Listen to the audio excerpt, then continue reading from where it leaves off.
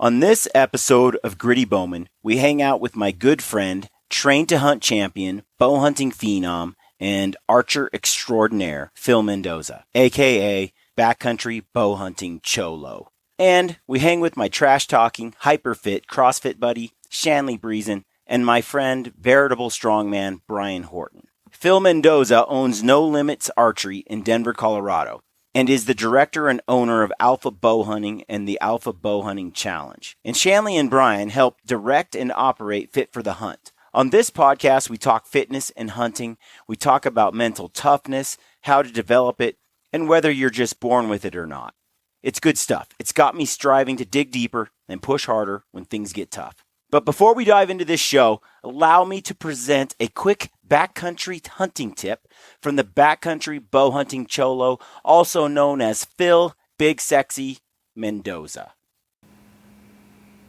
Órale, it's me, El Jefe, your favorite Backcountry Bowhunting Cholo. I'm going to have a video today where we talk about the Gritty Bowmen and the Mission Impossible's pouch. Let me show you. Come on. Let me show you.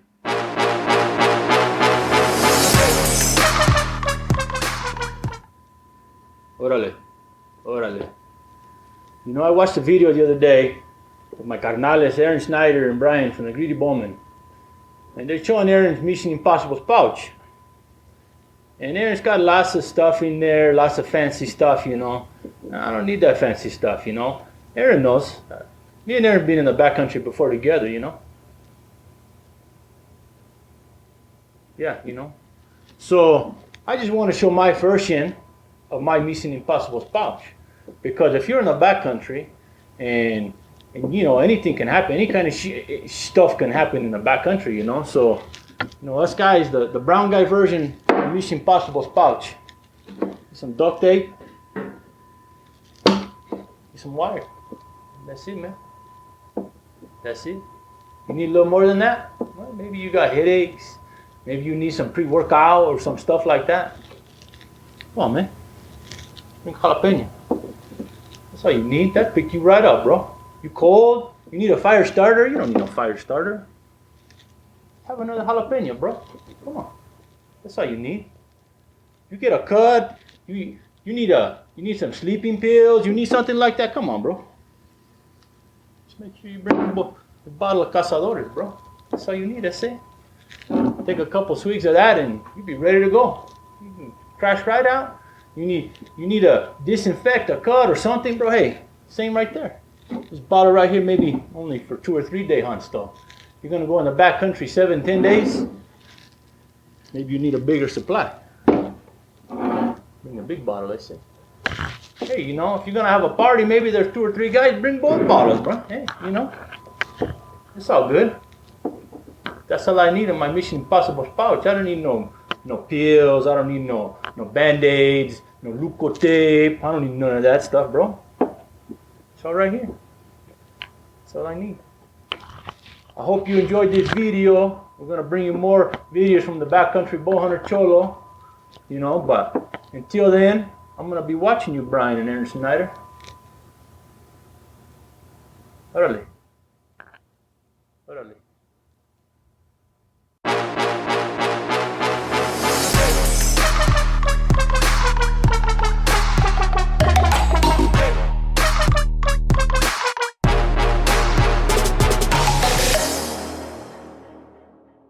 All right, let's stop making fun of Brian and get on with this show.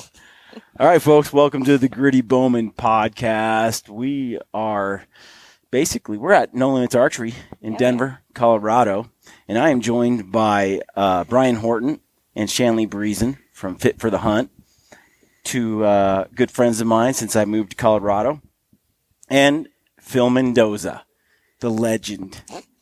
Allegedly. The legend, Alpha Bowhunting, trained to hunt champion back in 1971. Something like that. Yeah. The inaugural. Yeah, right. When there was only one. Competed against a couple guys. Seriously, though, I'm really excited to be doing this podcast. Been good friends with Phil now for, I don't know, about 2.5 years Yeah. now, right? Two Yeah. and a half years. Since I started the podcast, there's A a couple of years. there's a really, if people are following Gritty Bowmen and they're kind of new, you want to go and get some good podcasts, go back and listen to the ones with Phil Mendoza about your sheep hunt. Oh, with yeah. Aaron Snyder. You know, you going Winchester up there Not afraid. in the mountains. Empty a quiver, buddy. The whole thing with the cut chart and Yeah. and figuring out going back. What's the success rate on that unit? You know, I believe that unit was averaging about 10 archery tags. It's one of the units that they give more archery tags out, and It's was archery only, right? Honestly, I'm not sure. I've only really looked at the archery tags, but it was less than 10%. Some years one guy would tag out, other years nobody would tag out. So that year, actually, 2 of us tagged out. One of the Clums from Rocky Mountain, especially, and myself, we drew that tag. So the 2 of us, we went two for on that one. Man, it looks brutal. The photo. If you go and watch that podcast, you'll see all the photography from that. We overlaid it in the YouTube version or the video version of that podcast, and that was the time where we discovered that. I think there's something more than 100 photos in that, and it's like you look at the editing timeline for that video, and you'll see all these slots of all these photos, and then the bottom you'll see all these slots for the cuss words that had to be edited out, and they're about even, like across the board. And so, Aaron was on a roll that day. But you guys, that looked like a brutal hunt. It was, before we started, there was a couple topics. I don't want to throw any teasers out there, but, mental toughness and a lot of that stuff that we'd brought up in conversation, that type of hunt really tests you a little bit, and honestly, I would say the biggest test I had was having guys like Aaron and Brezen with me and having missed at a great opportunity and having to just go back and face those guys, because you're talking about 2 very proficient hunters, very good hunters, and they're looking at me through the binoculars or the spot or whatever, like, WTF, what's going on here, buddy? Perfect situation. But anyway, it was a great hunt. So, and it was super tough. Yeah. Well, that's kind of what we were going to talk about today. Before we get into fitness, mental toughness, why fitness matters in hunting, and then kind of general, I guess, words of wisdom from the 3 of you on fitness. Before we get into that, let's go around the horn here and do some brief introductions. Shanley, tell us a little bit about yourself. And put that microphone. Don't be afraid of it. Is it there now? You only got a few cooties on there. I know. I'm just worried about all the Copenhagen on here from Aaron. It's really just like wafting off of it. My name's Shanley Brezen. It's Brezen. Brezen, Dude, yeah. I call you Brezen all the time. Dude, that's Brezen fine. sounds cool. It does sound really cool. Brezen. So like when Rob and I first started dating, I was like, wow, Brezen would be way cooler. And he was like, you know what? I'm cool with it. We could just go with that. And I was like, all right, well, it's your name. I don't care. But anyway, so brief history. I grew up in Alaska, so born and raised. Wow. Pretty Explains awesome. a lot, doesn't it, Brian? Yeah. No comment. So when did you move away from Explains a lot. I don't even know what that means. So, raised in Alaska. At 18, I went and played college softball at Western Oregon University.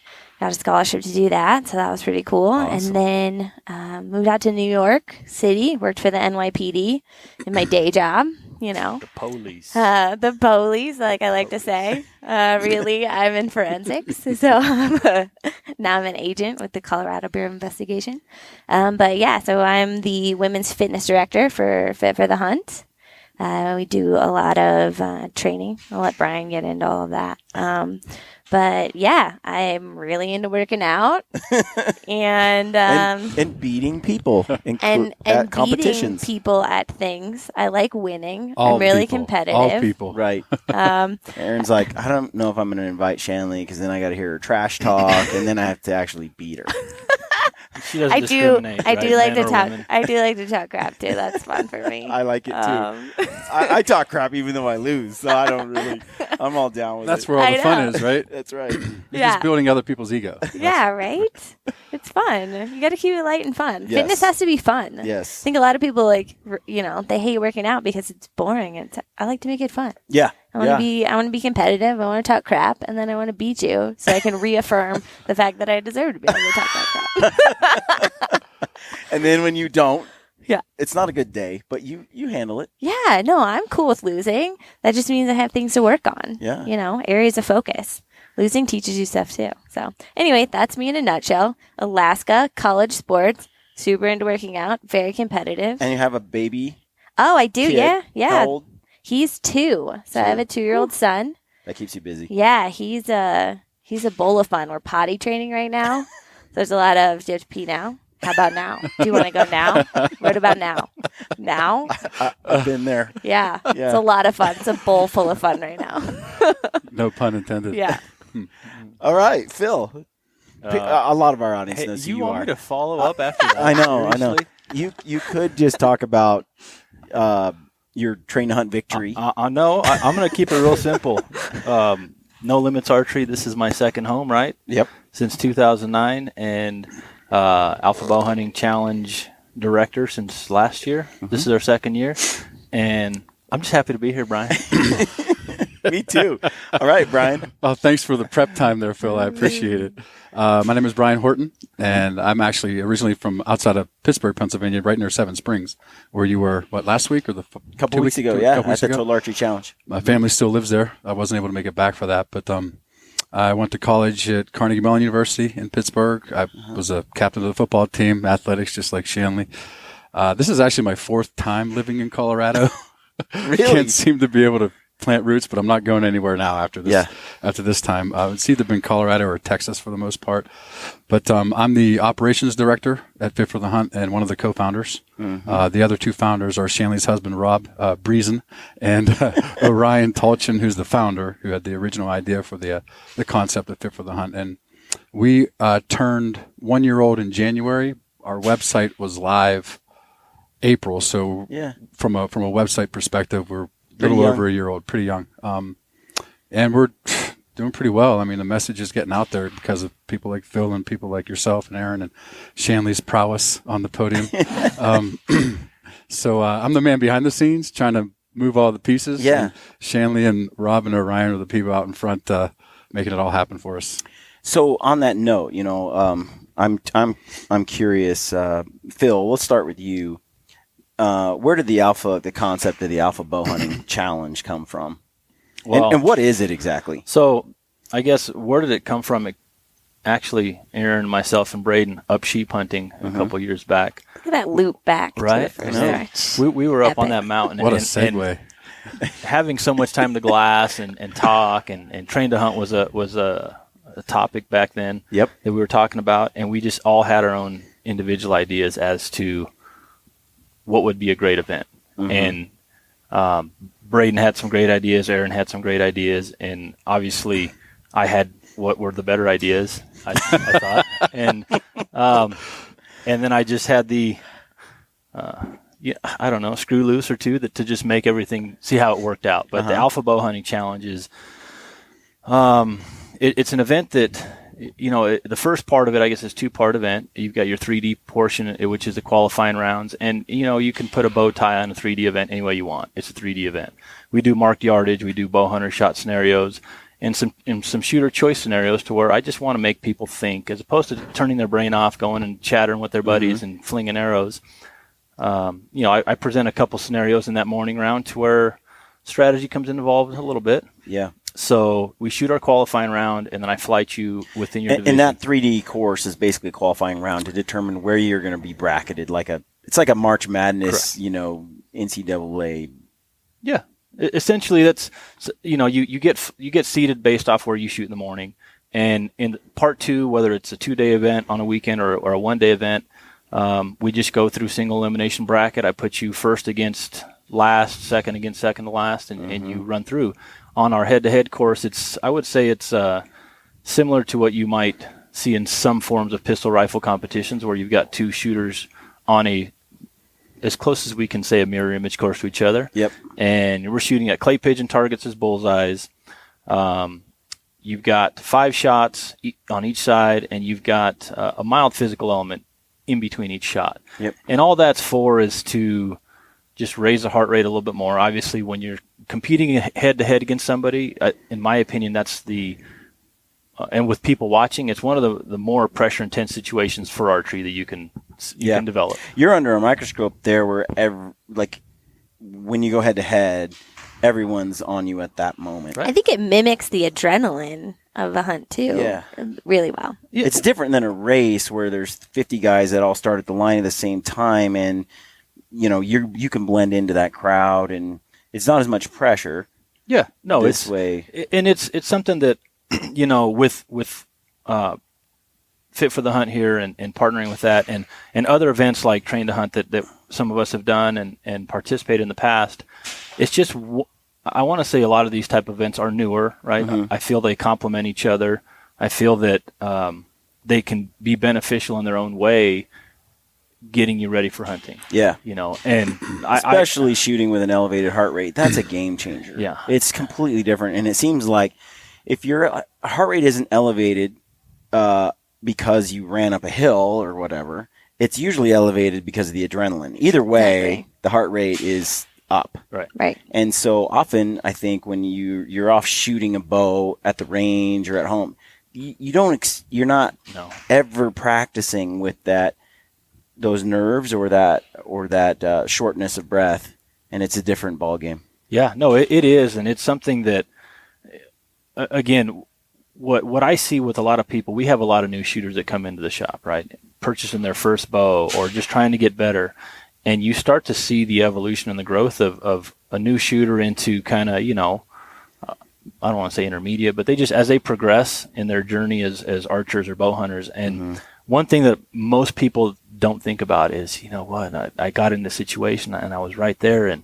I couldn't handle myself, right? The situation overcame me in that moment. And that's where these kind of events, even though they can simulate parts and pieces of hunting, there is nothing to simulate hunting. Right. No. So that's where my opinion is just, I wanted to develop what I felt was a fun event. I mean, something that tested you physically slightly, shooting. It was a focus on shooting with an elevated heart rate.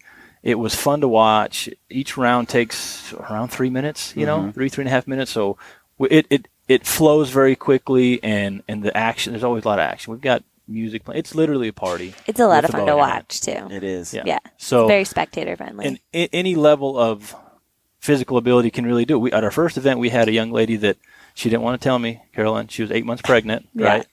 And she came out, and I knew she was pregnant, and she said she was good, so I let her do it, and she did great. Well, we've had some other gentlemen that were, wanting to lose a few extra pounds, wanting to get ready for the hunt, and they're able to do it. And you've got people like Shanley, and you've got Josh Bednors, and some of these other elite CrossFit athletes that are super, super fit and able to compete. And you get to see the spectrum, because some of them are way over here on the physical side, and some of them are way over here on the shooting side, and you get to see where they fit in between. Right. Once you mix I'm a jack of all trades, master of none kind of guy. That's why I can't beat Shanley probably on the physical stuff, but I can shoot the pants off. Oh yeah, he can. Yeah. Well, you did good on the first event. I did. You won a couple of rounds, and I think I was 4th or 5th. Yeah, you finished in the top 4. Yeah. So, and then, I love it. I think some people, you like in the military, right? There's no replacement for the experience in the field, getting shot at and shooting at someone else. There's no replacement for it. Right. But there's absolutely no question that if you're put in a simulated situation like that, day in and day out, so that it becomes almost second nature to you when you're getting shot at in the simulated situation, you can respond so much more effectively because you kind of feel like you've been there before. And I think any kind of preparation is similar. I heard Denver Rourke, I think is his name. Okay. Cool Navy SEAL dude. He's written a couple of great books, but he talked about this and he said, preparation for the actual hunt is indispensable. Like, it's priceless. It will make a huge difference. Sure. And that goes from everything from being able to navigate, to hiking, to fitness, to shooting and shooting under pressure. And I think one of the things where people really, really, a lot of hunters don't actually simulate, especially on the west side, is shooting under pressure. And I say that because back east, I have friends that shoot like 10 whitetails a season. Sure. Right? Like 5 does, like whack, whack, whack, Yeah. That gives you experience in that moment. You come out west and you're like, it may be foreign because you're not hunting from a tree stand or something, but you're definitely, when the shot comes up, you've been in that nervous situation before. But I think you can't replace experience, but you can definitely use do as much as you can outside of the experience, the real thing. And there's so many things, like I said, in the different types of events, or even the workouts, right? The Fit for the Hunt workouts that you can really prepare and start molding yourself or putting yourself in more situations, because like you said, we don't get 5 doe tags and 2 buck tags, or drive an hour and a half across state lines to get 3 more doe tags, right. So you have to pay for a lease, but still, right. But the opportunities are there for some situations, some types of hunting. But out west, where you're starting to see a lot of these more physically involved type of competitions within archery, or even the shooting, the Vortex Challenge, right? The rifle. There's things that are out there that are, people are seeing the benefit, and there's a lot to play. There's a lot to choose from. So it's a really good time right now. It is. I mean, they've got you've got Alpha Bowhunting, and you got the Train to Hunt, which is really cool. There's a Total Archery Challenge. Yep. You've got Northwest Mountain Challenge, where you get to hike and actually simulate shots that are very more realistic, like the real situation than like the 3D range down the road. Sure. So that's also where it can be a wake-up call when you try to take an 80-yard shot almost straight down, and you realize that your rangefinder doesn't do that calculation, right? Which Phil learned. And it's cool because each one of these competitions does offer something a little bit different too. Those really steep angles, the adrenaline of the head-to-heads with the Alpha. Like, I think you're mimicking pieces and parts of it, and to be able to put it all together on your hunt, that's a big deal. So, Phil, another question for you. Sure. You've competed in Train Hunt. Yeah. You've done Alpha. You hang out with this crowd, Fit for the Hunt. What do you think probably in these events, what do you think has probably been the most beneficial part of participating in them in relation to hunting, not friendships or that aside? I don't know. I would say it is that simulating just shooting under pressure the more times you can is beneficial. Before I got really heavy into the Train to Hunt stuff, I was competing on the national level at ASA archery, so I was traveling to a lot of that.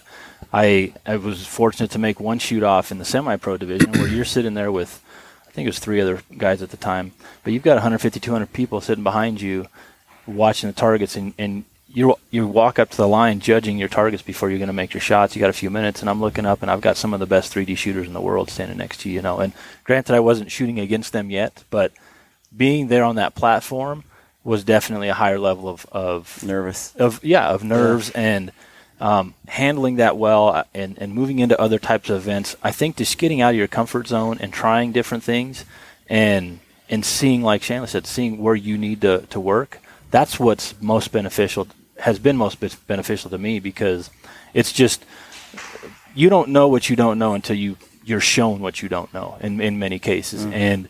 And I'm not here to try to embarrass anybody. I know Kenton's he's the same way. He's not trying to embarrass anybody or put anybody down, but it's more of, hey, some of us have been involved in these situations, and some of us haven't, but let's try to be involved in them a little bit more, and just make sure you benefit from it. Yeah. So I think that you can't think of it as being embarrassed. You know what I mean? I think it's hard when you get a bunch of guys together and there's egos and bravado and all of that. But like you have to learn from losing, right? I mean, obviously I don't like to lose. Let's be honest. We know me. Right. But like you learn something from losing. And so like when I, lost at Alpha a few weeks back, like I refocused myself on my shooting. And so I've been doing that a lot more. And so I think every time that you go to one of these competitions, whether you win or lose, you take away something that you can improve yourself as a hunter as a whole. So I think. Let me ask you a question kind of on those same lines. Like before CrossFit, you were a collegiate athlete. Correct. And you were always into fitness and sports. Yep. What drew you to CrossFit? Why CrossFit? Why not something else? So immediately after college, I like had this period where I was kind of lost, where I was like, I've been competing my entire life, right? So I need someone to beat. Yeah, so I'm like, what do I do? So I lived in New York at the time when I worked for the NYPD, and so I started running half marathons. And with that, I mean, there's thousands of people running these races. And so it wasn't like I was competing. But what I would do is I'd run and I'd see that person, 100 yards in front of me. I'd be like, I don't want to pass that person.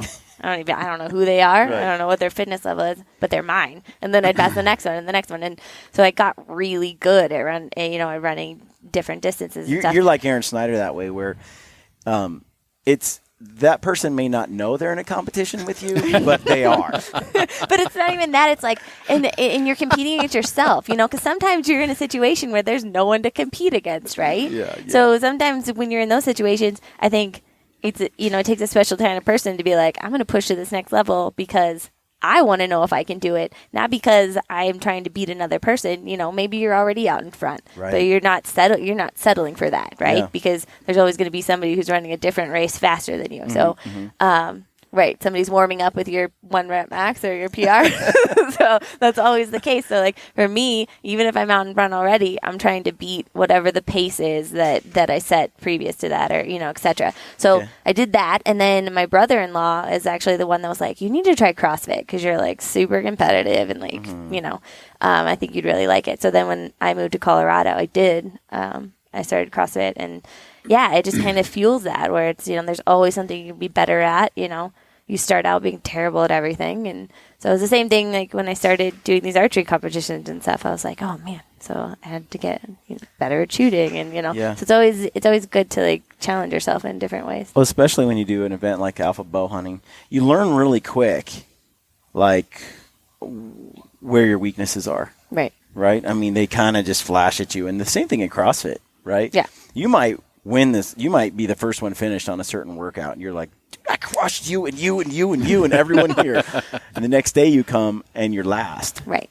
Because the workout was different. And you're like, oh my gosh, I can't do lunges with weight on my back. Like I just can't. Like I got crushed. Yeah. But if we want to do box jumps, I'll kill you. You know what I mean? Right. Like you really learn quickly. And that happens. And like sometimes people look at me and they're like, oh, that never happens to Chandler. It was like a month ago, we were in the gym and I finished dead last in a workout. And Orion called me out in front of everybody. He was like, when is the last time that Shanley finished last in a workout? And it was because I wanted to go heavier. And so me being a smaller athlete on that scale, going heavier meant, a challenge for myself. And I finished last. But like, I need to do that because that's a weakness, One thing I wanted to get into a little bit, kind of goes along these lines is I've seen Aaron. So Aaron and I mean, we hike multiple days a week. We're here in Colorado. We have we're fortunate to live where these giant mountain peaks, and we can hike up those. And we often do the fire road as a group. And Aaron will send out a group text and say, "Hey, we're going here," or sometimes he'll announce it on a Facebook group, or we'll just do it, worldwide and just post it up and say, hey, let's go. Well, I've had the opportunity of watching Aaron climb these hills with a heavy pack with a whole group of people.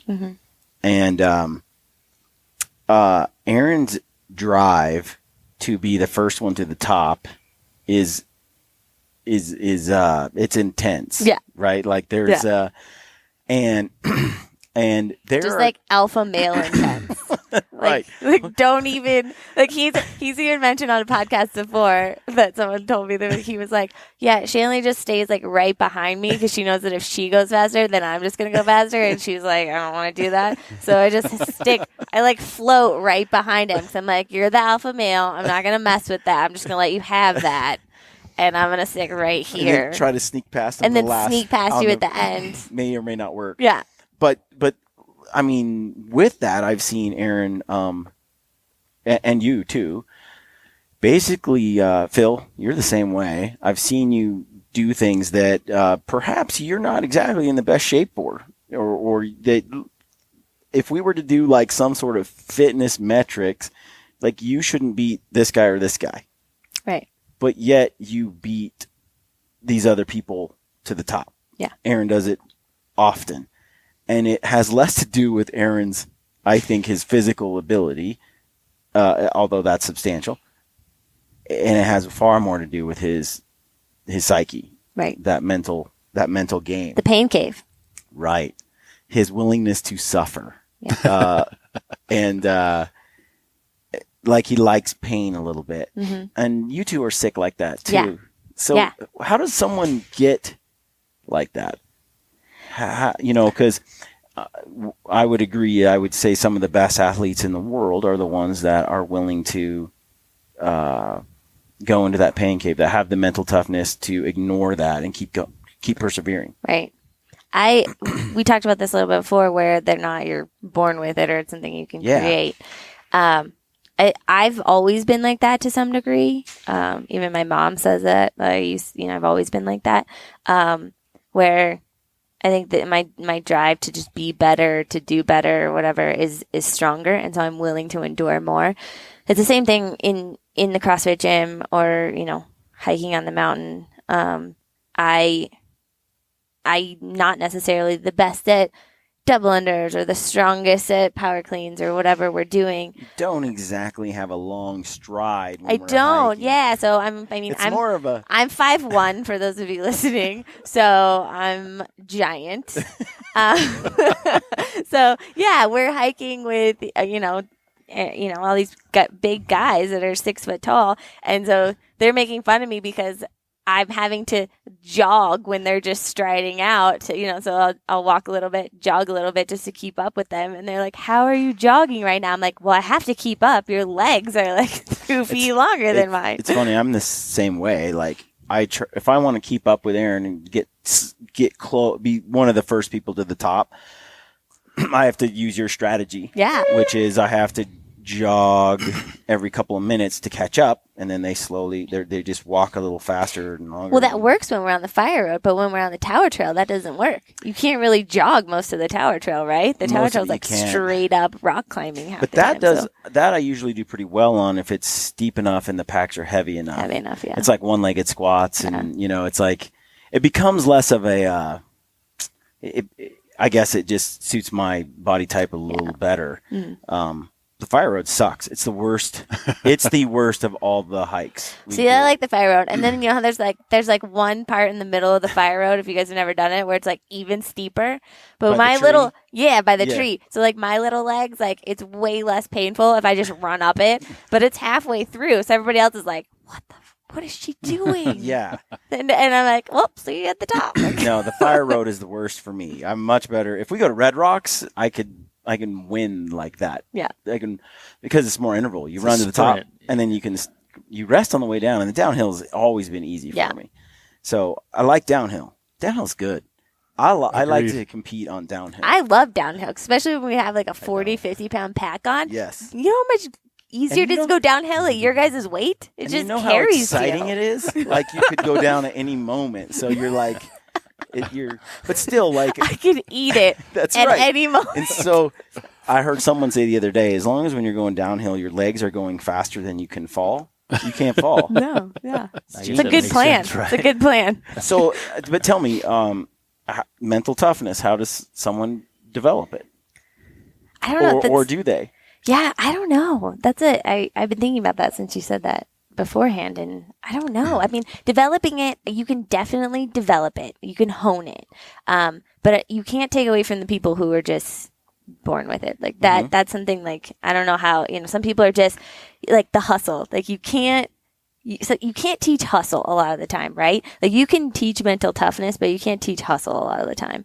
Like softball wise. I mean, that's what I grew up doing. Like some people just hustle, right? Some people are diving for balls, whatever. Like by means of a paddle or a belt. That's how I learned hustle. Me too. At a very young age, too. right? My dad was my football coach. So. No, but I disagree slightly. But mental toughness wise, like I think that, I mean, personally, and I've seen it with CrossFit athletes that first come into the gym versus at the end, like every time you do something that you never thought that you could do before, I think you gain a little bit of mental toughness, right? I think you just hit it right on the head. Right. Shanley, so it's one of those things where like every time you cross a finish line that you previously thought was unattainable, you gain a little bit of mental toughness, right? And so I think every time you walk into the gym or every time you step up in the range to take a shot, like that, all of those repetitions and crossing those finish lines you never thought possible before are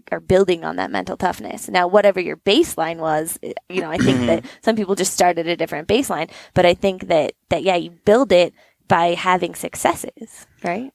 I think repetition builds mental toughness. Yeah. I mean, if you've done it multiple times, you're more comfortable with it. You know what you can accomplish, so you can take it to the next level. I'm not quite as intense an athlete as Shanley is, but I'm definitely getting better in the CrossFit gym. But on top of that, as far as the fit for the hunt type of workout, I'm getting way better with my shooting. My grouping with an elevated heart rate at 20 yards is very good from what I used to be. And so you just have to do it by repetition. I mean, you have to experience it over and over to the point where it's second nature. And then maybe it's not necessarily entering the pain cave as much as realizing what you're going to go through anyway, just getting through it. Accepting and the then pain cave. Yeah. Exactly. It's almost like that. And I mean, someone like Shanley, who's as intense as she can be, and Phil, I've watched him crush people at Train to Hunt last year. I was there. I mean, the bottom line is it just, you get better by repetition, whether it's CrossFit or whether it's the Alpha or whether it's Fit for the Hunt or Train the Hunt or whatever. And that's kind of where we fit in this whole equation. And I would even add to that, repetition, yes. I think that manual labor at a young age, and I don't want to sound like I was slave labor, right? But we have a family-owned demo and excavating company, of which I've been working with my dad since I was 5 or 6. And when I say working, sometimes it was helping out. But when I was 9, 10 years old, I was working summers, right? Breaks, and work 6 hours a day and then go play baseball for a couple hours in the afternoon in the summer. So I think that it's the more uncomfortable and the more physically strenuous and the more things that you can do in repetition will, I think, develop that. And some people, whether they're born or I don't know, I would say they're born with it. I think that the harder your circumstances at a youth, maybe during a formative period in your life, it definitely could have led to that, right? Or been a so good it comes cause down to of discipline then at that I point, think right? it's a big I don't want to say it's confused. It's a big It's a combination. There's not one perfect formula, right? It's just like, not. I think you hit something though. It's so many things molded into one, because it's whether you're doing it by means of exercising or by competition in sports or work or chores or school or whatever it is. I think that if you're doing something that you're like I said, some people they excel at certain things, but I just think some people learn to excel in uncomfortable situations, and the more you do that, then I think that other things like shooting a bow with our elevated heart rate or hiking up a hill, all things in perspective, it's really not that hard in comparison.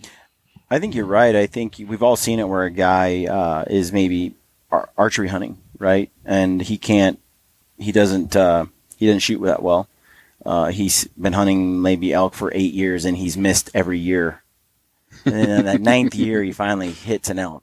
This poor guy. And it seems like every year after that, he's able to hit an elk. Right. It's like it's getting over that hump. That's getting over the hump. confidence. It's like confidence. I think confidence is a huge key to that, because I think think of all the people that you think of as mentally tough. Those are confident people, right? Because they trust in their abilities. So like for me, when I get to a competition or I sit down to take a test in school or whatever, I was always confident in the preparation that I had put in prior to that to know that I was going to be successful. So a lot of people that get like the performance anxiety on tests or in competitions or whatnot, that I think that's a lack of confidence in your preparation. And I think that I think it's really important to you know, I don't know.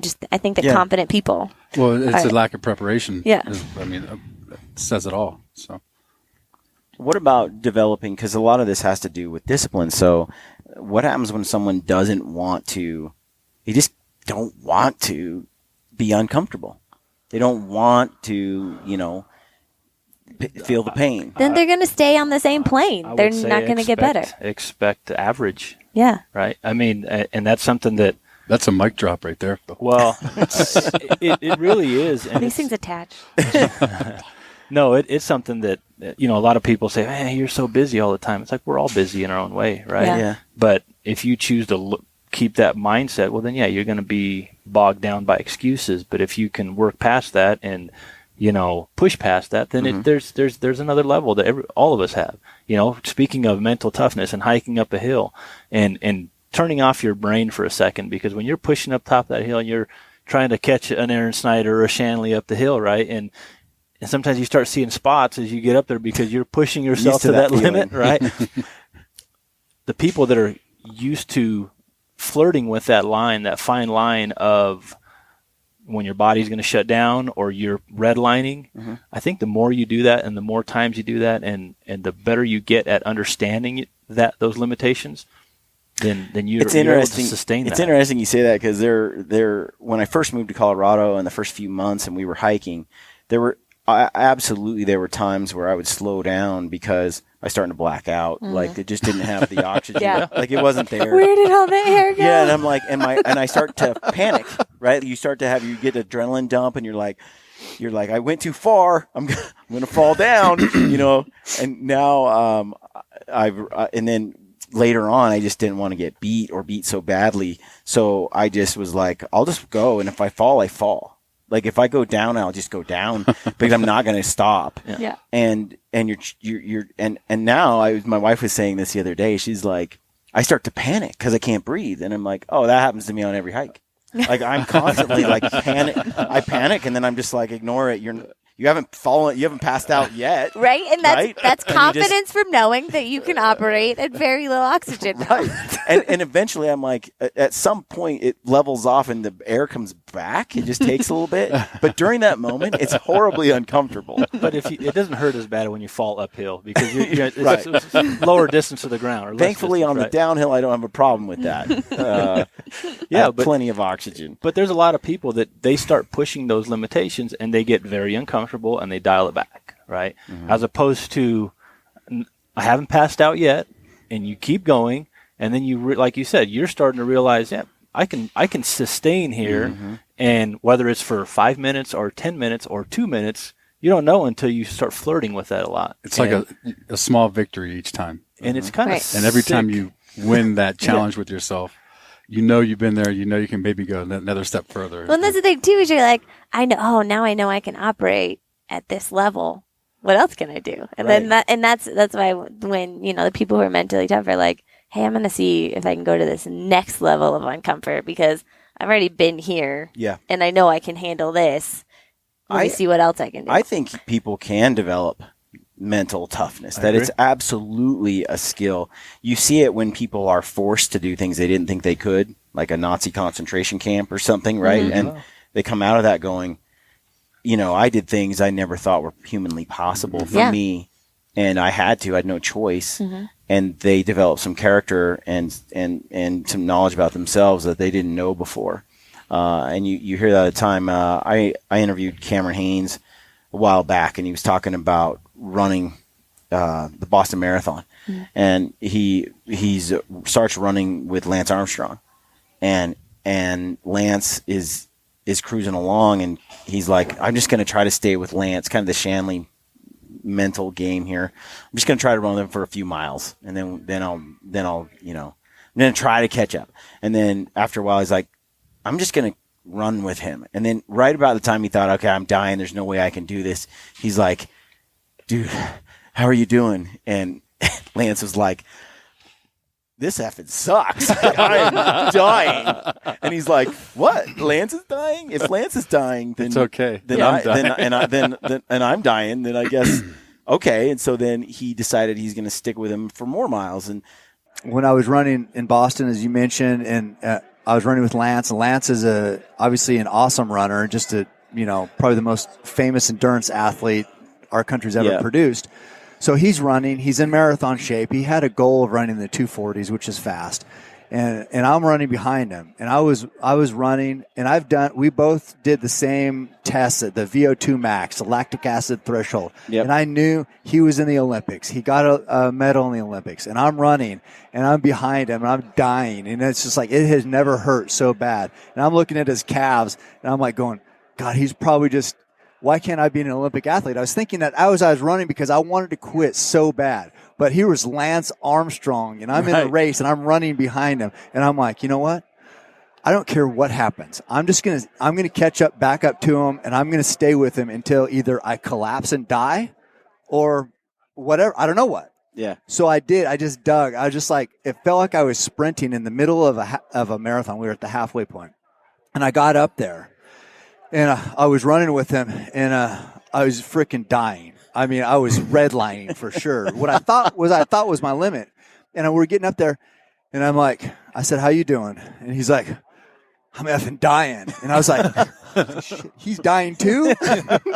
That gave me a little boost, but I had just pushed past. Or if I was by myself, no Lance Armstrong there, Yeah. I guaranteed I would have dialed it back, and who knows where I'd be back there. Oh, dude. But I ramped it up from there, and somebody did these stats, and they said they broke down all the runners in the Boston Marathon.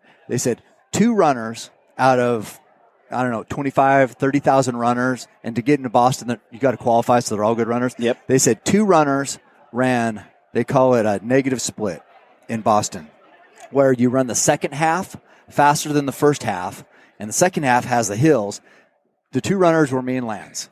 Oh yeah, So that's awesome. I thought Yeah. I thought I was done, And yet I ran the second half after I would have already quit by myself. So it just tells me when I say it's all mental and I wear my hats, it is all mental. I mean, there's a point. I mean, obviously, Yeah. I can't just point out somebody and say, "Hey, you could run a 3-hour marathon." Right. But there is a point where capacity is more than you think it is. it is. It always is. And I think David Goggins was the one who posted that 40% is where people quit, and I believe it Yeah.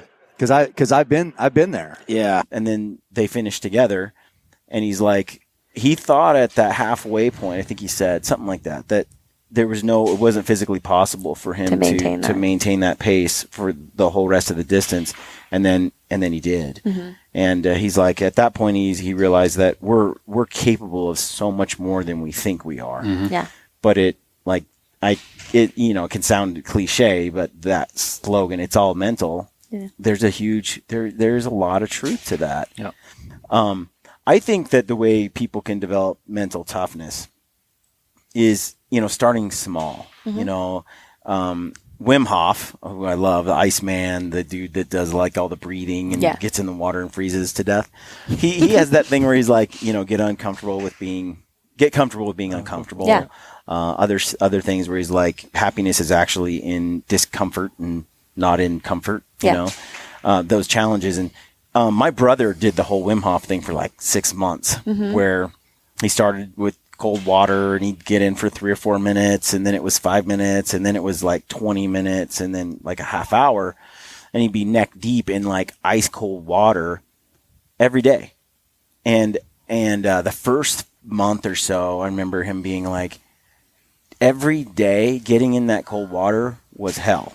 It was like a mild form of torture. And mentally, it was like so hard to make himself do it.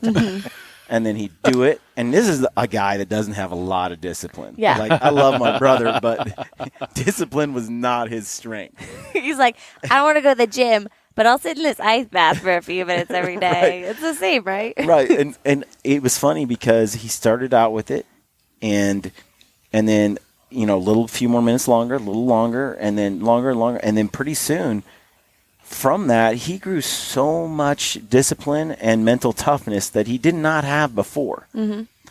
But he didn't try to go from nothing to 30 minutes in ice cold water. Sure. Right.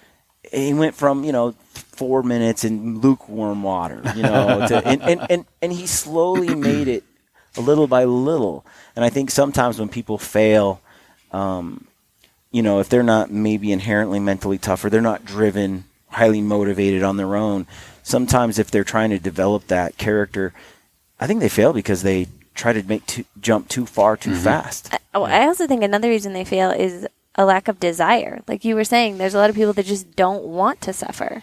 And, sometimes they have enough desire to be like, hey, I want to make a change, but they don't have enough desire to actually go through with it. Mm-hmm. At the first sign of this sucks or this is difficult, they quit. And so I think that as long as someone has the desire to increase their mental toughness, that they can go a long way with it. But I think you have to have that desire. You have to have the desire to take that first step. And you have to want it. Yeah, you have to want it.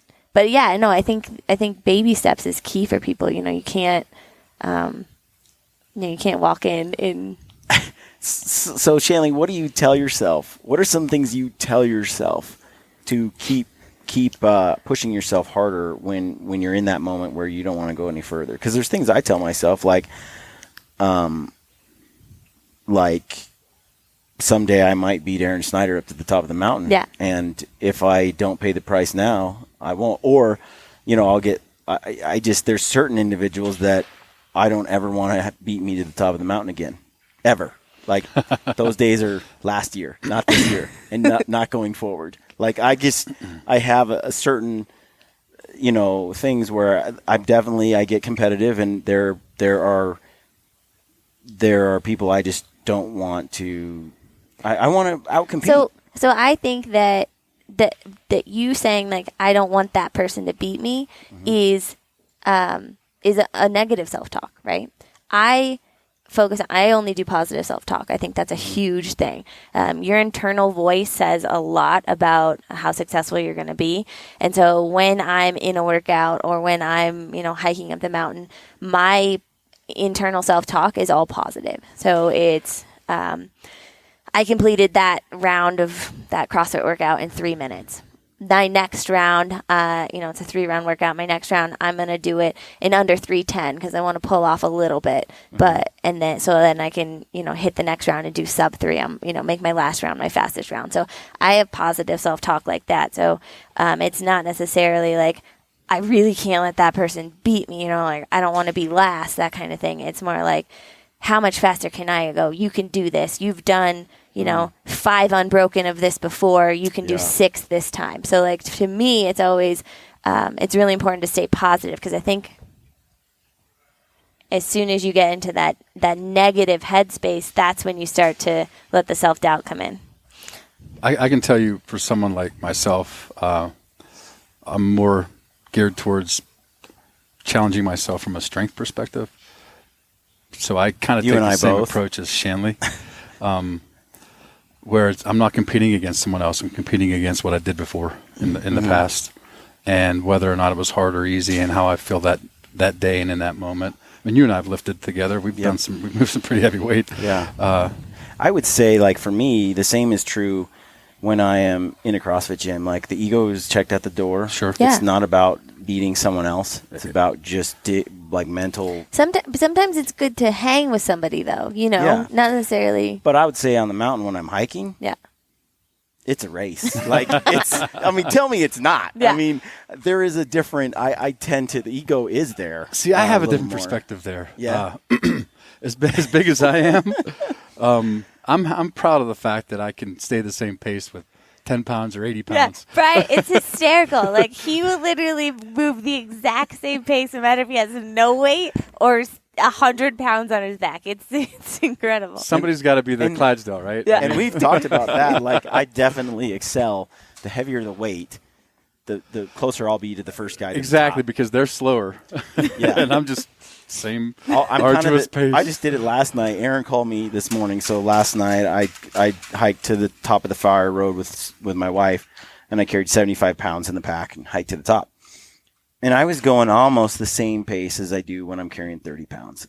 I'm just going the same pace till I got to that tree, and then it slowed down a little bit. Kind of accelerated the tree. I tried. I really tried, but I slowed down marginally because my wife was able to catch up a little bit. But so wait, you left your wife in the dust? I got a pace. I got to keep, Brian.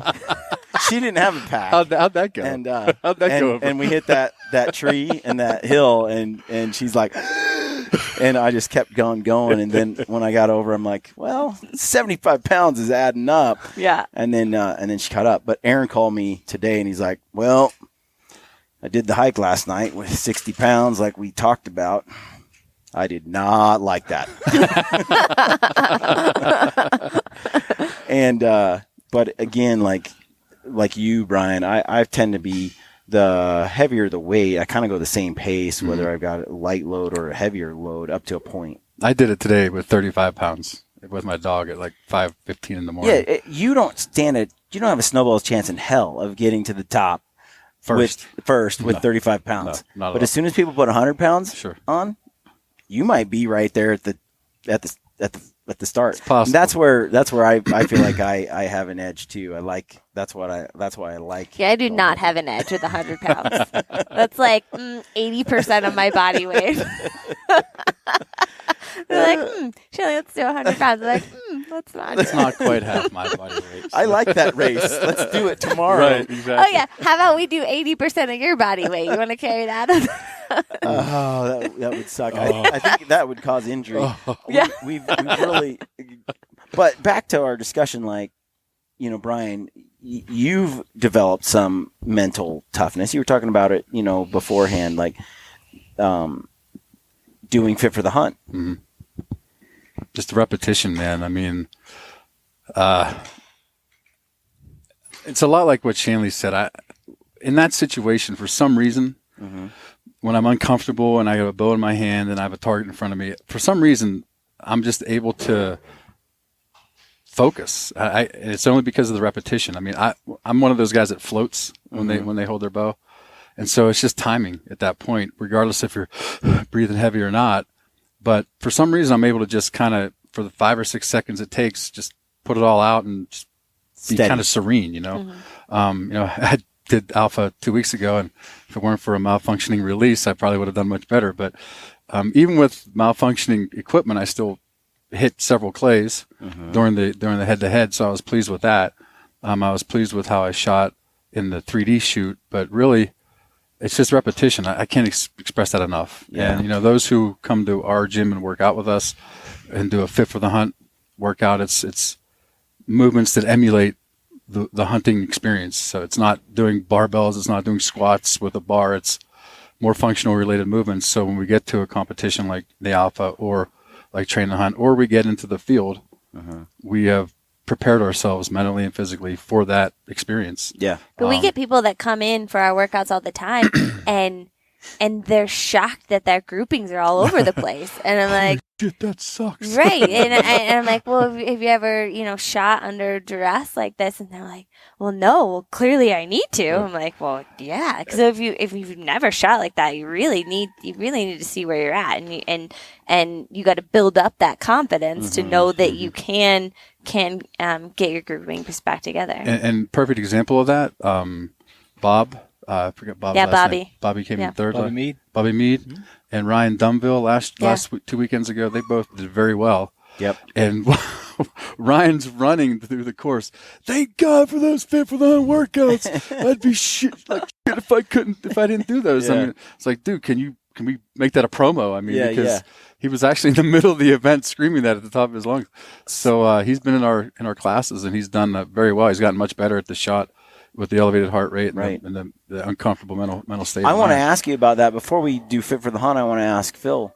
You're not exactly a spring chicken anymore. Oh, Phil, don't let him talk to you like that. Man, what does that make me then? God. I think I'm older than you, though. Yeah. You guys are all older than me. I'm pretty gray. Look at this. Look at Brian, though. I don't know. Am I older than you? I'm 45. I'm 42. So, no. Yeah.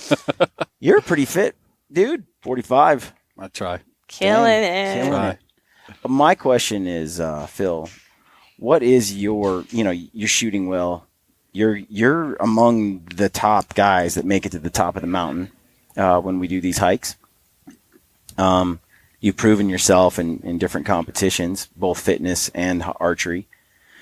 What is your fitness philosophy? What is it that you think makes a guy ready to hunt? What are the specifics? What exercises, what kind of things do you think are important? Just curious. Well, for me personally, or just kind of for people in general, I guess. Both. Okay, so part of, I want to say people in general. I think maybe chasing this guy around. Huh? Yeah, my kids, right? That's true. People in general, the reason I kind of created the Alpha event the way I did is to let it's all inclusive, right? Anybody can do it, because I think that everybody's level of fitness as they go into the field is for themselves, right? So what I envision how I need to be, or you need to be, or Shanley, or whoever else, that's for you, because your ultimate level of comfort and ability while you're hunting is going to be limited by what you decide, how you prepare yourself.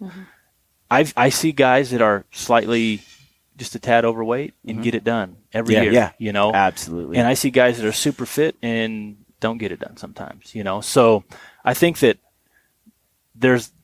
it can work in many different areas. So knowing that, do you have to be super fit to be able to be successful? No, that's not going to translate to success. In fact, I think the focus on that to the exclusion of other things like shooting and stuff is going to have a negative impact on your ability to be successful. Yeah. And that can go all the way down from just survival gear if you go on a backpack hunt, just coming out of the mountains alive. I mean, to food prep and all kinds of things. There's more than fitness involved in this whole game. Right. But it's very important. However it falls in the category of importance, like I said, to me, it's a personal thing. But some of the things that I like to, obviously, I don't get to hike as much with the crew as some of the guys are hitting 4 or 5 times a week, man. And I'll be honest, I can't sustain it. Well, life just gets in the way, right? It does. I fall into that too. I mean, having a 2-year-old, you have 2 boys, life. But at the same time, you see, I don't want to say you can't make excuses. So I've invested in a stair stepper at home, right? So I'll still hit it 3-4 times a week, even if I get to go hike once on the weekend with everyone. I'm hitting that stair machine, 25 to 35 minutes, 3 to 4 times a week. As I get closer to hunting season, I'll up the weight a little bit that I'm carrying in a pack, just to make sure that I'm ready, because I know that my legs need that. And other than that, honestly, I run a little bit. I do some general fitness. I've stopped doing as much heavy lifting because of ease on my joints. Now, you alluded to, I'm not that. I'm 38, right? But at the same time, I don't recover like I used to. Yeah. And my knees especially. It gets better. Trust me. I know. So, but I feel healthy. Like right now, from this year, where I am this year to where I was last year, I feel much healthier this year. And I think it's because I've paid a little more attention to my diet. I've done some things in my workouts to where I'm not running as many trails. I'm running more on the treadmill. I'm doing a little bit lower impact on the joints. So when I do get to hike with you guys, I'm able to keep up and sometimes do very well on a hike because I feel refreshed. I'm still getting my workouts in, but I'm not pounding my ankles and my knees and my hips like some of the guys that are doing it every day. So for me, I've found that happy place to where, yes, the hiking and the leg workouts or the cardio is important, but I've just been able to tweak it to where I'm just trying to do it a little smarter, I guess. Yeah. So for me, it's just that I'll still work out 5-6 times a week, sometimes at night at 10:30, sometimes it's in the morning at 5:30. So I get it in where I can, but my personal level of fitness, when I'm healthy, to me, I feel like I have no boundaries. There's no, if there's another peak that we need to cross down and go over to another ridge, that's not going to limit me.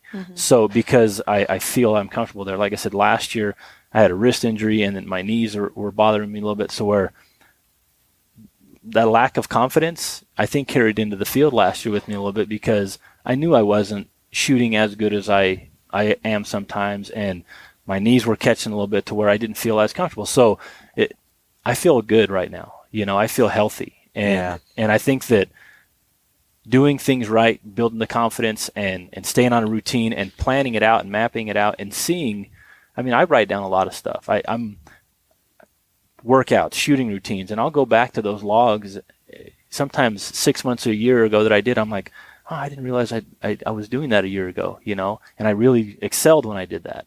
Okay, I'm going to implement that back in. So I don't know. I try to keep notes. I try to be smart about it. It sounds like you're not overdoing it like you may have in the past. Right. The older you get, the more rest your body needs. For sure. I can attest to that firsthand. Yeah. Well, recovery is a huge part of health and fitness. I have that discussion with my wife on a weekly basis. What? So I have this kind of rule, if I don't have the hours to sleep, then I don't have the hours to do the workout. Mm-hmm. I always tell her the gains are made while you're sleeping. Sure. Yeah. So you put in the work at the gym, but the gains are made while you sleep. Mm-hmm. So if you put in the work, but you don't get the sleep, you don't get the gains. They're tied together. And so if I'm hitting the garage gym and CrossFit Lakewood and climbing the hill with Aaron and preparing for Train to Hunt and Alpha Bowhunting and Fit for the Hunt and all that, there's a certain amount of sleep required that is just, you have to pay the piper. Otherwise, there is no point in doing the workout. Mm-mm. Right. Yeah. And so for her, I'm like, honey, if you know you're only getting 6 hours sleep, 5 hours sleep, because the next day you're getting up early and you're going to XYZ, then it's going to catch up to you. Then today, you don't get to do that hour-long crush vest. You get to go on a walk for 15 minutes and come back. Right? There has to be in proportion. That I've found as I've gotten older, my exercise input is directly related to the amount of sleep that I have to give it. And because to me, they're not separate. Oh, no, they're definitely intertwined. So I have a 2-year-old, so that's not usually in my control. I do the best I can. You're young though. NyQuil or I know. You get to make up with lack of sleep with just youth. So for me, lack of sleep sometimes is out of my control, right? And so you can only control what you can control. So for me, nutrition is super important, and that's something that I found as I get older. And then even coming back from having a baby, and being as competitive as I was and the mental struggle that took, that's a whole different podcast. But you need that nutrition piece to get you where you want to be. Cause you can put all the work in the gym or on the mountain, but if you don't eat properly to help, maintain that muscle growth, then you're not gonna be successful or as successful as you could be. How many people do you think fail on that? Oh, so many. Well, and it's not totally their fault either. There's 1,000 different models out there on how you should be eating. Right. And everybody swears that they have the answer, right? Yeah. And so that's why, when giving nutrition advice to people, I'm going to tell you what I do and what works for me, but there's so many different models out there and you have to find the right one for you. So at this point in my, fitness journey, I know exactly what works for my body. So that's not necessarily going to work for you, but you have to play with things and put things in and take things out and move them around and find out what works for you.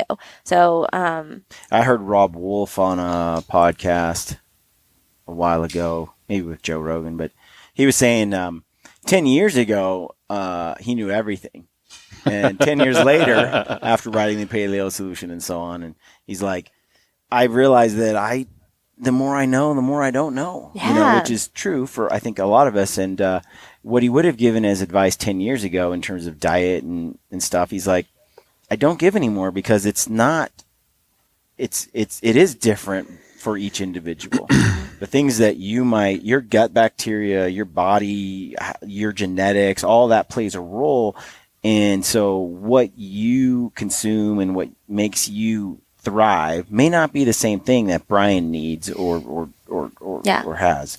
And And it's crazy, like all the things that affect that, from, you know, whether you were breastfed or whether you were born with via C-section or natural, like all that stuff plays a role in gut bacteria and other things that in health that lead you down this road. So it's not one size fits all. Right. You have to really monitor and I guess keep track of. There are what some you basics do. though, right? Absolutely. Right. Like, Absolutely. I'm sorry, but if you drink 3 Monsters a day, there's a problem. And eat a bag of chips. Right. And, I mean, you know. there are some basics that are for everyone. Right. Exactly. Which is limit the chemical intake, like get rid of Yeah. that altogether. And that's why sometimes when people, you know, I can give some like blanket statement advice like that, you know. But as far as like your precise macros and like timing of when you're eating and stuff like that, like that's so individual. And like it's taken me a long time to tweak that for myself. I can't sit down in 5 minutes and tweak it for you. You know what I mean? Which is why you need to keep track of it. Take a mental note, write it down, keep a log, whatever.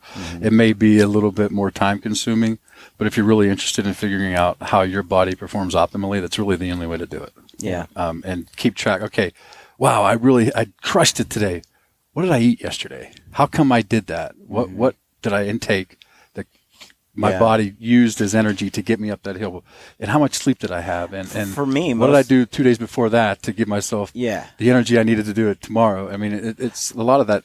And you only learn by doing. And for me, like as I've gotten older, it's more about what caused inflammation, what made me swell up, what made me not recover overnight, like what's impeding this recovery, because recovery is big and it takes a little longer the older that you get. But I firmly believe that the right food, if you know, food is life, you take in the right stuff and you're gonna thrive. Well, if you put 85 octane in your vehicle, it's going to perform differently than 91 octane, right? So it's the same thing in your body. Period. I got a diesel baby. I don't know. I don't even know what any of that means. Bill's a diesel. So Brian, you and Shanley, tell us about Fit for the Hunt and what's your kind of philosophy for fitness and well-being. And well, it started with Orion Tolchin. It was his idea. If I may, he was at Bear Creek Archery and he took a kettlebell with him and was doing some workouts while he was shooting, and a whole bunch of people were watching him, like curious as to what he was doing, and he came up with the idea that maybe there was something to the accelerated heart rate and implementing that into your workouts. And so Rob and I were on a scouting trip with him. He says, hey, I have this idea, much like the Alpha with you and Aaron and Brezen. And so we thought, that's a great idea. I mean, the fitness aspect of hunting is huge. We were scouting. We were going up and down 11, 12,000 foot mountains. We were, huffing and puffing, and we knew there was something to it. So from Orion's perspective, which I and Rob have embraced, it's all about the purity of the sport. I mean, you're out pursuing the most organically fed animal you can pursue. And there's something about being in that scenario and being in the right state of mind, being physically fit in that pursuit. And so our philosophy is basically to get you as fit as possible for that situation so that you can succeed and make an ethical shot. And you can't do that having, 12 beers the night before or in the field, 2 bags of chips, 3 Monster drinks. I mean, it just doesn't work. Well, maybe for you it does, Brian. That's not what you do? We all try to attain your level. Yeah, right. But so we just feel that there's a natural balance that goes with it. I don't want to sound all tree huggerish here, but that's the bottom line. So the Fit for the Hunt was spawned out of that ideology. And, so we don't want to necessarily intake a lot of chemicals and so forth. We just believe in the pureness of it. And it follows suit with our workouts and with our nutritional goals that we try to help people. So we have recipes and stuff on our website as well for our members that it just focuses on whole foods, right? Sure. Sure. And obviously the organic meats that we're harvesting. So I mean, that's really important. We realize there's flavor that needs to be added to some recipes, and there are things that you might want to do to make things taste a little better. So we're not going to, push you into eating things that taste like cardboard, but Cheese. we You know what though? Cheese makes everything taste better. You know what though? I love cheese. I think I love cheese. that's my bane Brian, too. It's I the think- bane of my existence too. I think people need to suck it up and just eat stuff that's good for them, even though it's not like fabulous. It doesn't taste like cheesecake. Well, and that's, no, And I I firmly agree with believe you. it. No, I agree with you. Like It's people, like, get over it. exactly. Like food is fuel. What are And you I really think- missing? I guess right. Right, food is fuel, and like when people are like, "Oh, I meal prep on Sundays for the week," and it's a lot of chicken and vegetables. Like it's not sexy. It's not. I'm not. But- I'm not making these like But I won't. 5-course meals. That said, I still think that over time, after you've sucked it up for a while, yeah. you're like, It becomes this habit. food tastes good. Yeah, Yeah. it becomes Like, habit. like a for sure. potato or like a sweet Yeah. potato in its natural whole Mm-hmm. form. It's good. It doesn't need to be in sweet potato pie. Right. Right. When you cut, right. Like you start to go. Well, Wait, when you I cut like- sugar, when you cut, refined sugars out, and then you only get the sugar like when I get my raspberries that I get for my second breakfast. I'm Right. like, these are the best things I've had all day. Like they're amazing. And other people are like, oh. And I think Yeah, your mind they think those. They They eat those. trick you into Well, I think- exactly. Your I think mind those starts people- to process that as this is my treat. This is my treat. Well, exactly. I think your palate is tainted by all the corn syrup Oh, and all. You God, get used yeah. to it, right? Mm-hmm. It becomes a mild addiction. Like you always want that kind of crap. Mm-hmm. it is highly addictive. And but if you break the cycle and you get away from it, when I have something like that, I'm like, that's disgustingly sweet. Like, how do people eat this? I can't But tell it you took how a many long times time to I've- get there. Yeah. I can't tell you how many times I've taken a bite of like a Snickers.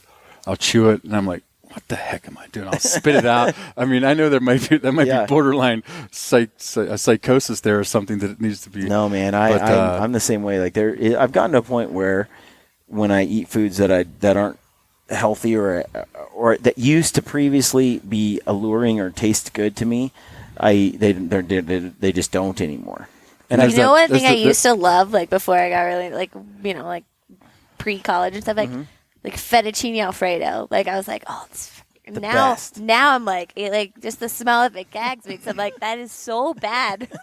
And I can't you even just upset smell. a lot of people, Shanley. well, you know, and It's so bad. That's their favorite meal. I'm not embarrassed to say I grew up and I was in high school in the late 80s, right? And so back then it was eat a gigantic plate of spaghetti and eat as much bread as you can the day before a game because Yeah. you need your carbohydrate energy. Carb Meanwhile, load. you're out there just moving like in slow motion because you got this gut bomb going on and you're just the nutrition gains that society has made. There's no excuse now. I mean, there is no excuse. There's a lot of information out there now. One of my favorite podcasts I've been listening to is Hunt Harvest Health.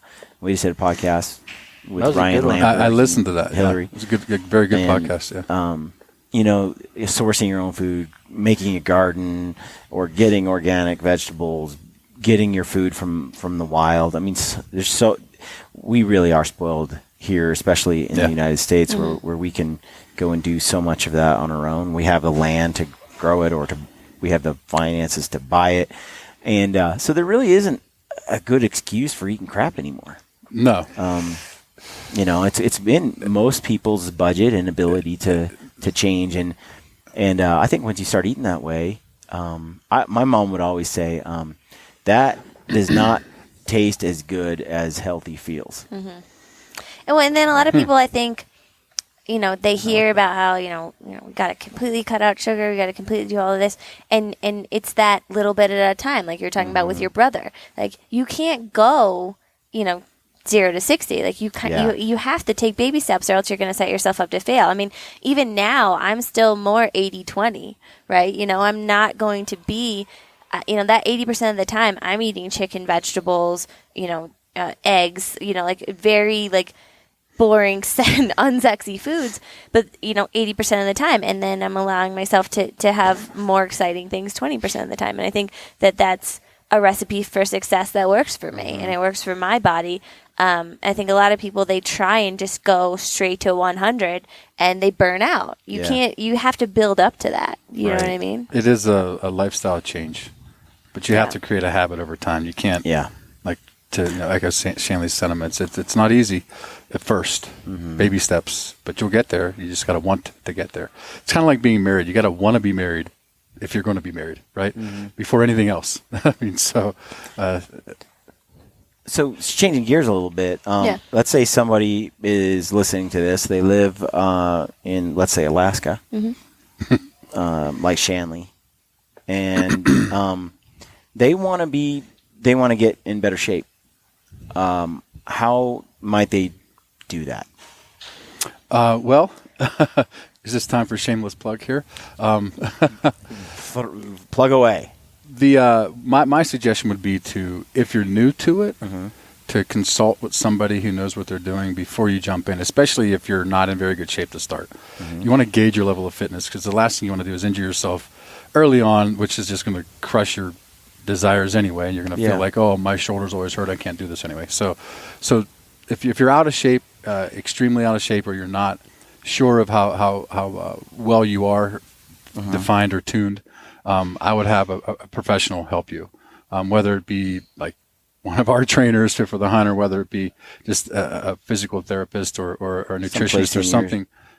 Somewhere that's an expert. So people can go to Fit for the Hunt for that kind of absolutely. Yes. So they can contact us, fitforthehunt.com, shoot us an email, give us kind of an idea of where you're at, where you're starting at, and we can point you in the right direction as to which one of our trainers could be, the best fit for you, have the most information that directly is proportional to your needs, and also which one of our templates would best be a starting point for you, because we have different levels depending on your baseline of fitness that you're starting with. So if you're a beginner, you're just coming off the couch, I guess, you want to start a new fitness routine, we have the beginner programs, and those are going to be tailored to your needs. But we also go up to elite level. So, if someone at my fitness level wanted to come in and start doing workouts more tailored to getting them ready for the backcountry, we've got elite level programs as well for them. So, is this expensive? No, not at all. Actually, monthly membership right now I think is $19 a month, right? And a yearly membership is $190. We give you a 2-month break on that. With that membership, you have access to 14 different programs that we have right now available. You can go online and become a member just as a free member to support us. We will even give you 2 free workouts for doing that. We're not going to send you a bunch of spam or marketing materials or anything like that. And the other part of that is our workouts are a combination of shooting, outdoors, fitness, hiking, cardiovascular, and strength. And there's a combination of them. There's some that focus specifically on those. So again, they're a lot tailored to whatever your goals are. And more importantly, or just as important, I should say, we've incorporated Sandbag Training into a lot of our workouts. Brute Force is a local Colorado company that we work with, and these are very inexpensive. You can buy them on our website also. But the bottom line is you can do any of our workouts at home. So if you don't have access to a gym, and a lot of people may not be ready to go into a gym. Some people need that motivation. Other people can't do it or don't need the motivation or are embarrassed. That was my next question is how much of this stuff can people do at home? There's different levels. And how much money do they have to spend on a garage gym or something like that You don't. You need maybe a set of stairs. And, so we have a minimalist workout where you can literally do it from home with just stuff that you have at home. We do, you are going to need some kind of a backpack. We recommend a Kafaro backpack. But you do need some kind of a backpack to carry some weight in, because we do have hiking, or a lot of people that are finding Fit for the Hunt useful are people who don't, like us, have access to a mountain within a reasonable amount of time. They're in the they're in the flat country. Flat. Yeah. They're in the flat country. They don't have that option. In England, we were kind of making fun of Seven Springs, quote unquote, mountain. I loved it there. You notice I don't live there anymore. This is kind of a slope. Like right. A little mound. I don't know. What is that? What do you call that? Anyway, but it was good. But yeah, I could, as far as I could see, it was flat and there were trees. I was like, does not compare to where I'm. So hiking. a lot of people, a lot of people are like, oh, you can't do gym workouts to get you ready for the backcountry. Well, a lot of people don't have that option to go hiking every day, like we do with Aaron in the Kafaru backpack hikes. So this offers them an opportunity to build up that leg strength and that cardio that you need to execute that. Like Phil said, he doesn't get to go to the mountain every day, but he's doing alternate exercises that mimic that the best that he can. So, we're doing weighted step-ups or, weighted lunges. Those legs and lungs are what you need to be successful in the backcountry. Often this brute force sandbag. Absolutely. I see Nicole Banning and Lance, they're the Manitou incline. Yeah, That's yeah, insane. with that thing across the back. I see a lot of people using this bag actually. We sell those on our site actually Do too. you? So if you're wondering how to get them, you can go on did not Fit for the know Hunt and that. get those. Yeah. Fun fact. Yeah. How much is one of these, by the way? Just curious. On our website, 115. If you buy two, it's 2 for 200. If you load it that up, comes with 2 inner bags as well. It does. You can add up to 35 pounds in the smaller insert and 50 pounds in the larger insert, or you can combine them and get up to 85 pounds if you want. Oh, that's you can big work boy on status cleans, there. you can do squats, you can do all sorts And if you're of things. backcountry hunting, it's not uncommon to have 80 pounds on your back. Yeah. Before you're tagged out and hauling meat out. But if you're wondering on some good ideas on what to do, go to the Fit for the Hunt's Instagram page, my Instagram page, Shanley Brezen. We've got just examples of us doing just different things that we've been experimenting with, different movements with the sandbag. Because a lot of people are like, oh, I got this sandbag, now I'm not really sure what to do with it. Right. Brute Force also has an Instagram page where they have a lot of different options, but it's so versatile. So let me ask you this, because I've said this since I started Gritty Bowmen and I live it. I am not a fan of doing your sport specific activity only. Right. Meaning if you're going to go hunt, backpack hunt, especially like we do, or you're going to be in where you're going to have to carry a load of meat out of the back or out of the woods. There's a lot of guys that just throw weight in a pack and hike, and that's all they do. And that's good. That's dude. fine That's if so that's much what better they than nothing. But I especially at age 42, going on 43, I'm probably stronger now, less prone to injury than I've ever been in my life. Yeah. I have more mobility. I can tell you that. Like I can do gymnastics movements that I couldn't have done years ago. A one-legged squat 5 years ago, hell no, that was not happening. And so what do you attribute that to, Brian? So for me, I think I played basketball a lot, all through high school, college, and then afterward in city leagues. And there got to a point in my mid 30s where I was injured all the time, early 30s, injured all the time. And everything was like, I'm like, why am I? And I was cardio wise and stuff. I was pretty fit and I moved well, but I was always broken. And I think it's incredibly important that you get in shape to do the activity you want to do. To do life. Right. And if you want to hike a mountain with a heavy pack, you can do that. But to me, you're leaving lots of holes in your general fitness, which makes you extremely prone to injury. Look at it this way. What elite level athlete of any sport only does that sport to stay fit?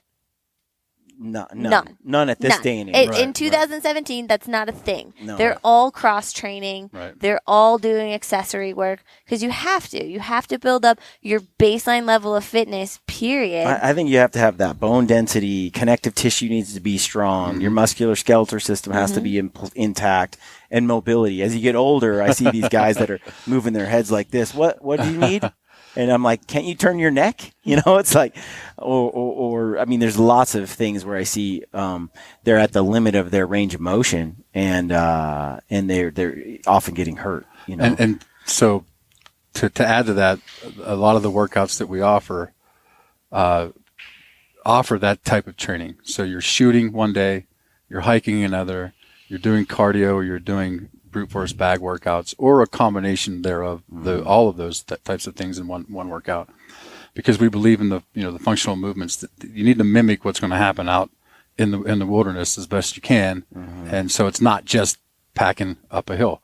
It's everything that goes with it. You have to be able to put your pack on your back. You have to be able to cut pull the animal, harvest the animal and take the animal back to your truck or what have you. I mean, we're going places where 4-wheelers aren't allowed, right? So, so the training that Ryan and Shanley and Rob and I put together helps you accomplish that. And it's the functional movements that you're going to encounter in the wilderness. And that's the primary goal of our training programs. Yeah. So a lot of our training programs have, 3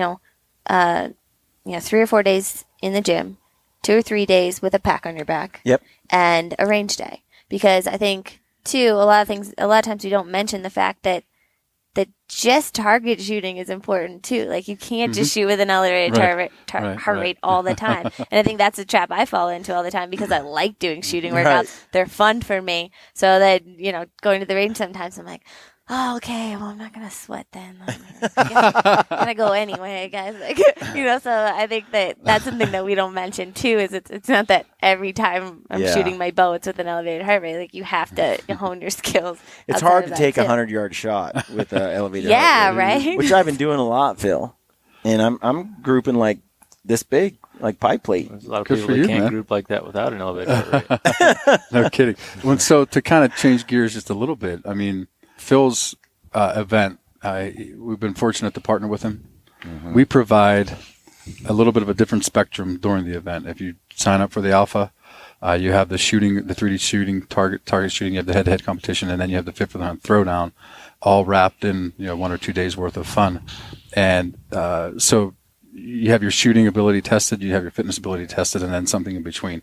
So we kind of round out the whole spectrum. I mean, and Phil, you want to add to that? Yeah, no, I think it complements our event well because, like I said, I was more focused on the shooting side and dabbling with the shooting with elevated heart rate.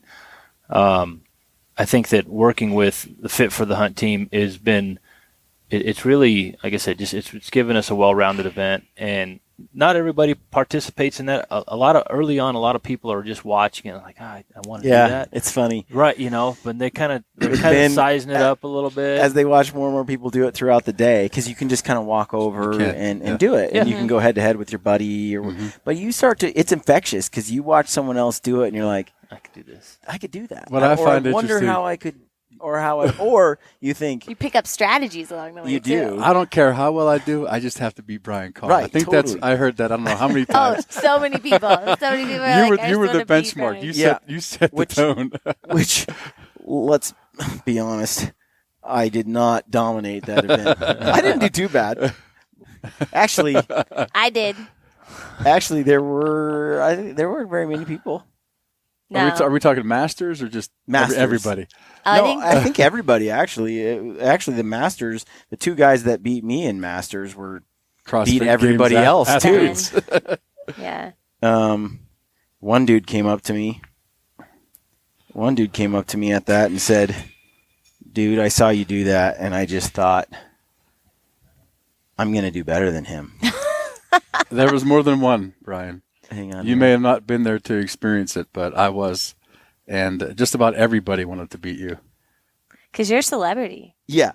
Well, celebrity status. That's funny. There were a few people there that were like, that came up to me afterward and said, yeah, I saw you do it. And I thought, I'm gonna beat him. I'm going to go and do this event. And I'm going to beat him. And they didn't come close. Right. Like they were. Well, no, because there's a lot of people, like, they're like, 6-minute workout. I got this. And they go in. Some push-ups, some jumps. Right. 90 seconds in, they're like, what did I do? This is a terrible idea. Why am I here? Oh, crap, and I got to finish. We've had several people that at like 5 minutes are just like, no, I'm done. We're like, you have a whole nother minute. Just like rest a little bit. No, that's it. But I think it's neat because it's, it definitely wakes you up to different levels of fitness. Absolutely. I watched some of these other guys that crushed me on that, and I'm like, yeah, I have a ways to go, But everything in perspective, my friend. Yeah. There's a couple of those guys, too, that, eat, sleep, and drink. Josh. Exercise. Yeah. Well, they're going to the CrossFit Games. I mean, right. And just it's important to realize that Fit for the Hunt isn't necessarily CrossFit. It's a lot more than just that. So Yeah. we don't want And these aren't difficult movements. So their fit for the hunt throwdown, anybody can do it, really. Yeah. You just have to set your own pace. And I think the people who were like, oh, I'm just not going to finish this, they're the ones that they just set it too fast of a pace. Like, these aren't movements that are too difficult for anybody to come in off the street and do. You know, they're simple movements. You know, it's like even an open wad, right? You do it once and you're like, oh man, I got to redo it because now I know what I'm in for. Now I know what I did wrong. Or if what you're I would do me, different. I'm not redoing that. I did it with to save my life. I did it with freaking Dan Mead, who's like a Greek god chiseled from stone, and we go out here head to head. And but even Dan wanted to do it again. Like, after he was done, he was like, he didn't want to lose. He was like, oh no, and he did. He did again to Josh. Yeah. So, but we got in there, and I was like, well, I wonder if I try to go Dan's pace, what would happen? Yeah. Right? Just curious. Now you know. And that was a fatal mistake because on round, like after the first round, and then we come back and we're halfway through the second round, I'm like, yeah, I was like, I am so burned out. If it was a minute 30 workout, you killed it. I burned out like right off the bat, and I was like, so then the rest of the workout, you were just redlining the whole time. Yeah, I knew I didn't do as well as I could have done overall had I gone my pace. And then Phil did it 2 weeks ago in the 95-degree heat at the Alpha. Him and Gabe Krell did it, and Gabe did it again. He was going to do it a third time because he lost by like 3 reps to the guy that won it. He wasn't happy about that. There's a little prize involved, right? There's absolutely. cash money, $100 prize to the winner for the men's and women's open. And men's and women's? The Masters winner gets cash if his score is within 10% of the men's open winner. It's cool, though, with all of this. One thing I really like about it is community. And same with Train to Hunt. Absolutely, man. Oh, yeah. I think the friendships and the people you get to hang out with and meet and spend time with are worth the investment. Like, it's a big part of why I do it is to hang out with like-minded people who love fitness and love hunting and like to put the two together. We've been welcomed into this community. Fit for the Hunt has, because of individuals like yourself and Phil and Aaron Snyder and Fred Bohm and the guys that have taken backcountry hunting to the next level, and they've welcomed us with open arms, and we can't, we appreciate that more than anything. We can't thank everybody enough for that. So we just try to maintain that pace with them and take what they say to heart. Phil's got some great advice, and same with yourself and other folks. And but even just the competitors, I think, what Brian's more talking about, and that's really cool. Like, there's a whole group of women that I've met that are just awesome people. Sure. And we suffered through the snowstorm on the first event, right? And so we're all just out there freezing. We're like huddling for warmth together and stuff, Like, these are good friends that are all, like I said, like-minded, and those are all tough women. Like, those are women that you want to be friends with. And what makes it cool is almost all of them asked where you were 2 weekends ago. So I didn't get to go. One of us doesn't show up. Everybody's wondering, hey, where's Brian? Where's Shealy? I want to know, you feel part of the community, and it's great. Some people will listen to this and be very intimidated with showing up, that's something I would say you should never feel that way. It's not with our community, no way. Right. Anybody that shows up, it's like you won because you showed up, and there's people of all kinds of fitness levels and shooting levels, and ages. Kristen did it. Did the first one this year with us, and she's a target shooter only, right? And she's, I don't know how, she's older.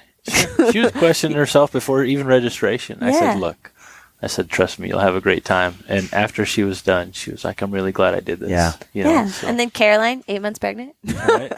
Tell me the dates for Alpha Bowhunting. We've done with 2 events. We've got 2 events left. June 17th is actually this coming up Saturday, depending on when this goes up. But June 17th is a one-day event, and then our championships is July 1st and 2nd. Now, anybody can play at that weekend. The people that have finished on the podium through the first 3 events get their entry fees paid into the finals. But other than that, everybody's welcome to play. Bigger prizes at the final, at the championships, for the throwdown as well as the Alpha. We've got a catered dinner that we're going to have Saturday night. We've got a few short films we're going to watch and just hang out. It's this Saturday. The Saturday night, and then we'll finish the event Sunday. And there'll be a lot of the vendors that are coming in that have partnered with us with the event, hands-on, with some of the bows from, the bow manufacturers or optics or, the different sponsors that have partnered with us are going to be here. And it's just going to be that culmination to that, to what we're doing and the stepping stone, because what we've got in line for next year, I think, is even going to be better yet. Yeah. So... Are you going to do the train to hunt competition in Colorado? I'm planning on trying to get up there, yeah. Yeah. What is the date for that? I'm not sure. June 24th. It's Saturday after. June 24th. Yeah. At Snowbird? So it's in between the two Alpha events, yep. No, it's in Grand Junction. Yeah. Yep. Okay. Colorado. Okay. Powderhorn. Powderhorn, that's it. Yeah, my mistake. Yep. Yeah, so you're going to be out of town that weekend? Aaron and I are going to be gone. Yeah. I wanted to go really bad. I love that community. I love Total Archery Challenge. I love the Northwest Mountain Challenge. Love what you guys are doing. Love Alpha Fit for Hunt. It's all good, dude. Yeah. It's all cool. good stuff. You There's just so many options. So much cool stuff. So I'll do it for Phil. If you want, go to championshipbowhunting.com to register for the Alpha. And by registering for the Alpha, you are also registered for the Fit for the Hunt Throwdown the same day.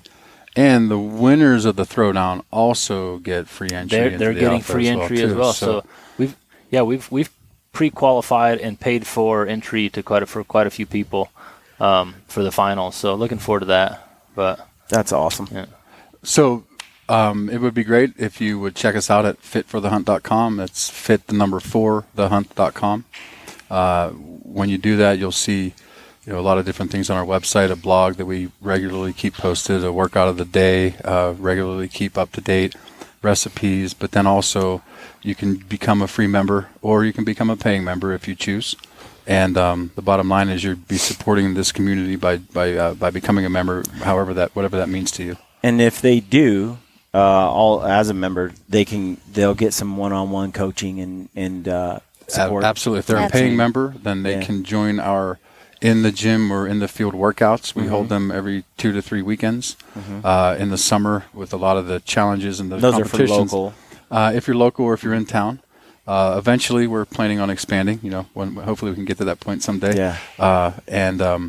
But yeah, those workouts are about an hour and a half on a Saturday, and we get you shooting in the gym or on the range with your heart rate up, just to get you in that mental. And all of our members are, state. Ryan and I are available to answer questions and guide them through getting started as well. So that's definitely something that we offer. Yeah, and we have a shop on there too. You can support us with the shameless swag plug. Dude, I there. like this Fit for the Hunt shirt right here.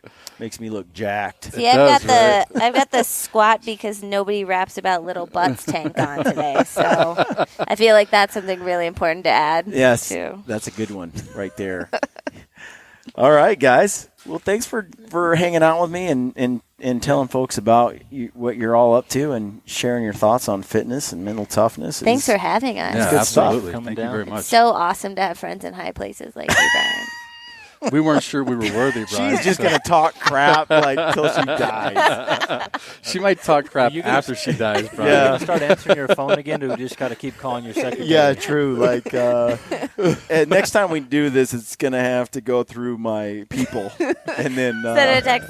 So, Brian, you coming to the gym today or what? Tomorrow, I'm going to the gym. And then you're going to come shooting. You know what? Me. You only beat me by a little bit on that last workout at the gym. Okay, so you posted that on your Insta story that I only beat you by a little bit. No, and actually, I said you didn't win. No, yeah. You said that you beat me. I said you beat me. 4 people, including Aaron Schneider, were like, yeah, I knew that was a effing lie. And I was like, well, I was just going to let him tell his story because I didn't want to, he's like, I noticed he cut you off right as you were about to deny. I did. She was being polite. Yes. But I was going to say, it wasn't an all-out crush fest. Like I think I was the 3rd or 4th person finished. If I do that all the time, then you won't come back. Yeah, so you have to. I have a delicate ego.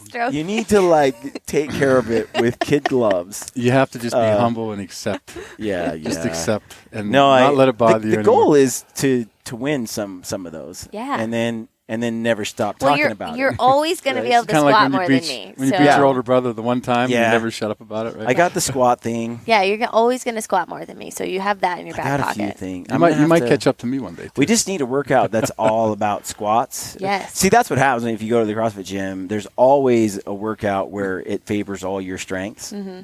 And then That's your wheelhouse then you workout. win. Your Then there's wheelhouse one workout. that And then there's doesn't. other ones you read and you're like, really? Son of a Really? gun. I'm going to be last. And it's just But like, you still got to do it. oh, yeah, Yes. yeah, Still gotta yeah. do it. No, like I said, ego is the enemy. No, I'm definitely okay with losing. I probably need to develop more mental toughness, Just don't accept it. more fight. But I'm really like the tortoise. You're And the tortoise a in the lover, hare not a race. fighter. I will keep coming. And maybe next year, Aaron will be behind me. Yeah. You never know. The gauntlet has been laid. Uh-oh. He threw it down. Oh, no. Not really. I He was like, I You gently hear that, set Aaron it. Snyder? I Brian gently Call is set the coming for gauntlet. you. I wasn't throwing it anywhere. yeah, it's sort of like Shanley said. Like when you're climbing the hill behind Snyder, it's better just to stay just a step behind him, because if you do pass him, then he'll just go faster. And, you know. And then both of you are going to be miserable. And Yeah. then he doesn't invite you back for the next hike because you made him work too hard. And that And he is gets mad at you. Not that that's ever happened to me. I'm not upset about it or anything. It's fine. And there you have it. there you have it, folks. All right, thank you guys. Thank you, Brian. Stay gritty. Bye.